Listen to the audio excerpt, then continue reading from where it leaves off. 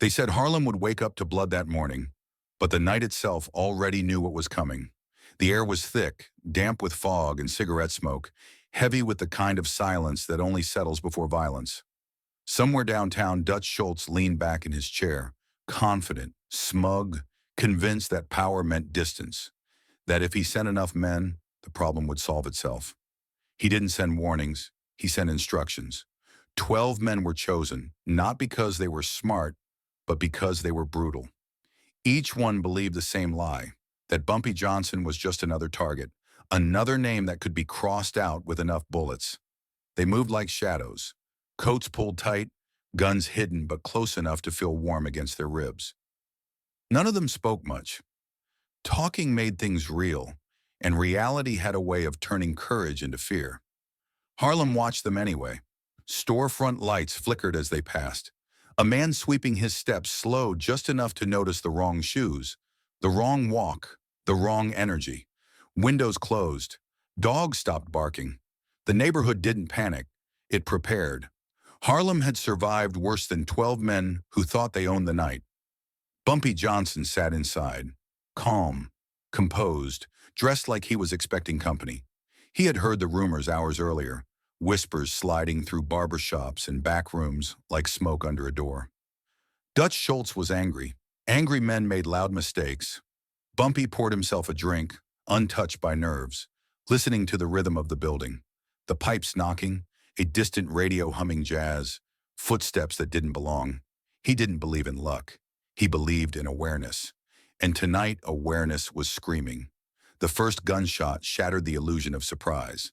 Glass exploded, wood splintered, and the night finally exhaled. The men rushed in the way men do when they think numbers make them invincible. They didn't know the layout. They didn't know the exits. They didn't know that every shadow they passed could swallow them whole. Harlem buildings weren't built for invaders. They were built for survival. Inside, chaos bloomed. Gunfire echoed off the walls, loud and panicked, bullets chewing through furniture that had seen decades of stories. Bumpy moved with patience, not speed. He knew when to step back, when to let fear do the work for him. One man slipped on spilled liquor. Another hesitated just long enough to realize he wasn't alone. Confidence drained fast when screams replaced orders. Outside, the street stayed eerily still. No sirens, no shouting, just the dull, final sounds of ambition dying one by one. The fog thickened, wrapping the building like a curtain being drawn. Neighbors didn't look out anymore. They already knew. This wasn't a hit. This was a lesson unfolding in real time. By the time the shooting slowed, the night felt older, heavier, as if Harlem itself had aged a year in minutes. 12 men had entered believing they were hunters. Inside those walls, they learned the truth too late. They had walked straight into the territory of a man who didn't need to chase power. Power came to him, uninvited, and paid the price for knocking. Gunfire didn't just echo that night. It argued with the walls, bounced off ceilings, and came back louder, angrier. The 12 men had planned for resistance, but not for confusion. Not for the way the building itself seemed to fight them. Smoke crawled low across the floor, stinging eyes, turning shapes into lies. Every shadow looked like Bumpy Johnson. Every second stretched thin, heavy with the realization that this wasn't going the way Dutch Schultz promised. One man kicked in a door and found nothing but darkness and a cracked mirror staring back at him. Another fired wildly down a hallway, bullets chewing through plaster, only to hear his own shots answer him from another angle. Panic spread faster than orders. These men were used to being feared, not hunted. Their boots slipped on broken glass and spilled liquor. Their breathing grew loud, desperate, betraying their positions before they even realized it. Bumpy moved like a thought, not a man. He didn't rush. Rushing made noise. He listened, counted footsteps, measured fear by the speed of breath, by the tremble in a hand gripping a gun too tightly. He let the invaders separate themselves, let arrogance pull them apart. One by one, they discovered the truth. Numbers meant nothing when the ground beneath you belonged to someone else. A shot rang out, closer than expected. One of the 12 dropped, surprised more than wounded, his weapon clattering to the floor. Another tried to drag him back, shouting his name, but the name vanished under another blast. Screams replaced coordination. Orders turned into curses.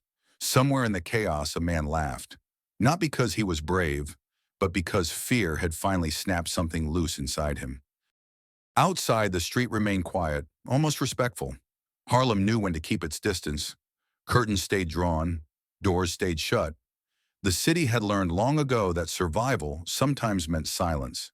The fog rolled thicker, swallowing the sounds as they escaped the building, turning violence into rumor before it could become spectacle.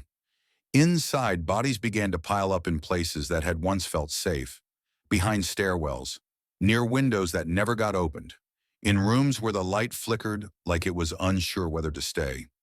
Blood darkened the floors, soaking into history. The men realized too late that there was no clean way out, no clear exit, no victory waiting at the end of the hallway. One of them tried to run. He burst through a door, lungs burning, heart hammering so hard it hurt. He nearly collided with Bumpy and froze, not because a gun was pointed at him, but because the look in Bumpy's eyes held something worse than anger. It held certainty. The man dropped his weapon without being told. His hands shook. His knees buckled. He understood then why 11 others wouldn't be leaving. The gunfire slowed, then stopped. What remained was the sound of dripping water, distant sirens that weren't coming closer, and the breathing of one man who had survived by accident, not skill. He stood among the fallen, surrounded by the cost of someone else's confidence. He didn't feel victorious. He felt chosen, for a reason he didn't yet understand. By dawn, the fog thinned, revealing what the night had hidden. 11 men lay still, ambitions cut short, names already fading. One man walked out, pale and broken, carrying more weight than his body could explain. Harlem watched him go, knowing the truth before he did. Survival wasn't mercy. It was a message waiting to be delivered. The man who walked out didn't look like a survivor. He looked like evidence. His suit was torn, stiff with drying blood that wasn't all his, shoes soaked from stepping where others had fallen. Harlem didn't stop him, didn't stare him down, didn't need to. The street parted the way water parts for something already sinking. Every step away from that building felt heavier than the last, as if the night itself was leaning on his shoulders, reminding him he was still carrying unfinished business. By the time he reached Dutch Schultz, the sun was climbing, pale and unforgiving. Dutch was already laughing when he saw him, laughing because laughter had always been his shield. "Where are the rest?" he asked, casual, careless, already convinced the answer didn't matter. The man didn't sit. He didn't smile. He reached into his coat slowly, carefully, like someone defusing a bomb, and placed a small object on the table between them. A single bullet, clean, polished, untouched. The room went quiet in a way Dutch wasn't used to. The man finally spoke, his voice thin, scraped raw by fear and truth.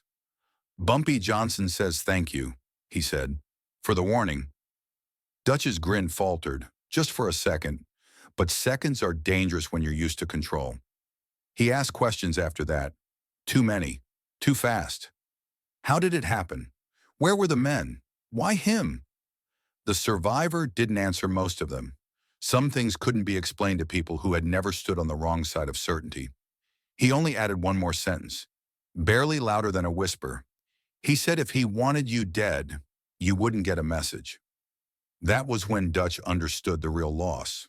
Not the men, not the money, authority. The kind that evaporates the moment fear changes direction. He waved the survivor away, suddenly eager to be alone, staring at the bullet like it might move if he blinked. For the first time in a long while, Dutch Schultz didn't feel hunted by rivals. He felt watched by consequences. Word spread fast, faster than bullets ever could. Harlem hadn't just defended itself, it had spoken. The story grew teeth as it traveled. 12 went in, 1 came out, and even he didn't come back whole. People stopped asking how powerful Bumpy Johnson was. They already knew. The question became who was foolish enough to test it next. The survivor disappeared from the life soon after. Some said he left town. Some said he drank himself into silence. Others swore he could still be seen sometimes, staring too long at dark windows, flinching at sudden sounds.